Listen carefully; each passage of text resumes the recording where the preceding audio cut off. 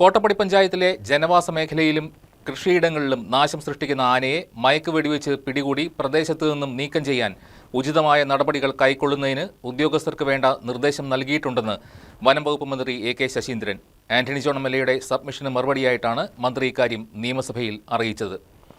മലയാറ്റൂർ ഡിവിഷനിലെ Kodanad റേഞ്ചിലുള്ള Mekkappala forest station പരിധിയിലുള്ള കുർബാനപ്പാറ, കൂവക്കണ്ടം, കണ്ണക്കട, കല്ലുള്ളി, കൈതപ്പാറ എന്നീ ഭാഗങ്ങളിൽ അവശനിലയിൽ ഒരു പെൺകാട്ടാനയെ കണ്ടെത്തിയിരുന്നുവെന്നും കോട്ടപ്പാറ റിസർവിനുള്ളിലെ കുർബാനപ്പാറ എൻക്ലോഷറിൽപ്പെട്ട സ്ഥലമാണ് പ്രസ്തുത പ്രദേശമെന്നും വനംവകുപ്പ് മന്ത്രി എ.കെ. ശശീന്ദ്രൻ പറഞ്ഞു.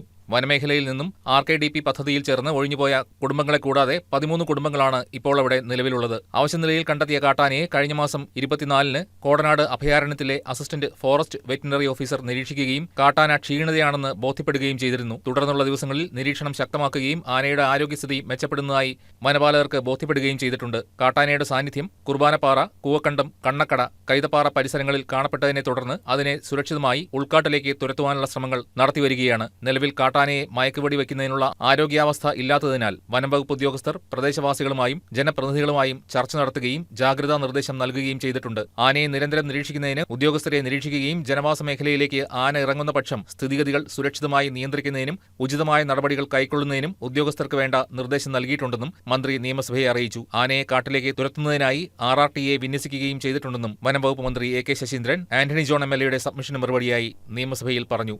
News desk KCB news.